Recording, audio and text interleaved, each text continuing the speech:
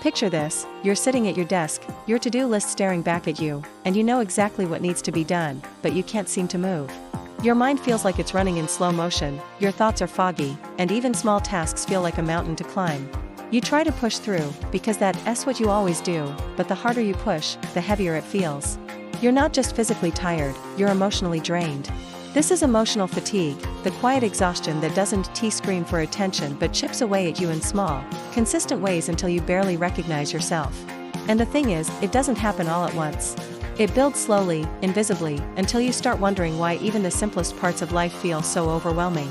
Emotional fatigue is what happens when your emotional reserves, the mental energy you use to process feelings, manage stress, and stay connected to yourself and others, get depleted. Think of it like an emotional battery that never fully charges. You might be sleeping, eating, and going through your normal routines, but deep down, you know you're running on low. It often starts in situations where you under constant emotional strain. Maybe you managing a high-pressure job, caring for loved ones, handling ongoing personal challenges, or simply trying to stay afloat in a world that demands more than you have to give. Over time, that constant emotional labor starts to feel heavier and heavier. The early warning signs are subtle, so subtle that you might brush them off. You might notice that your reactions to things are out of balance, you get irritated over small inconveniences, or you feel strangely numb to situations that used to affect you deeply. Conversations might feel like work. Joy might feel muted. Even moments that should be exciting or comforting don't seem to land the same way. It's as though someone turned down the emotional volume of your life, and you're stuck operating in a low-energy, low-connection mode. This is your mind's way of protecting itself from overload, but that protection comes at the cost of feeling truly alive. It's not just your emotions that suffer. Emotional fatigue has a way of showing up in your body, too. You might feel constant muscle tension, frequent headaches, changes in appetite, or persistent sleep problems. Some people feel like their body is heavier, slower, harder to move. And then there's the brain fog, that frustrating inability to think clearly, remember details, or focus for long periods.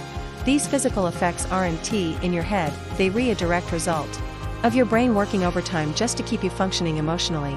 The danger is that emotional fatigue can be mistaken for laziness, poor time management, or just having a lot on your plate.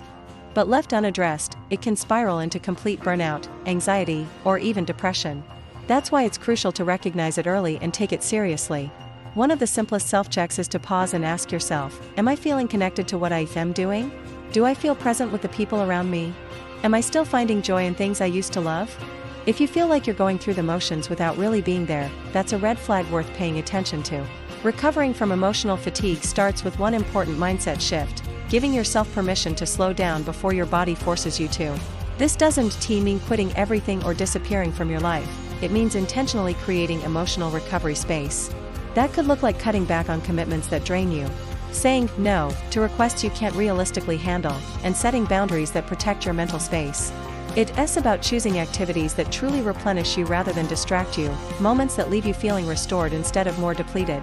For some, that's spending time in nature, journaling, meditating, or engaging in creative hobbies. For others, it's as simple as being around people who genuinely uplift them, not just people who expect something from them. And here's something people often overlook: recovery from emotional fatigue doesn't happen instantly. You can't fix months or years of emotional depletion with one weekend off. It's a slow rebuild, like nursing a plant back to health by giving it the right conditions every day.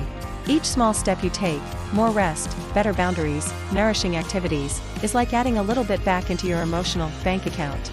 The goal isn't to never feel tired again, but to keep your reserves from hitting empty. At the end of the day, you can't be your best self, at work, in your relationships, or even for yourself, if you're running on fumes. Recognizing emotional fatigue early is a sign of self-awareness, not weakness.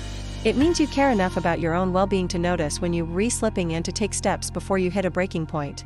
Because the truth is, a sustainable life isn't built on endless pushing, it's built on knowing when to step back, breathe, and give yourself the space to truly recover. That's not selfish. That's survival.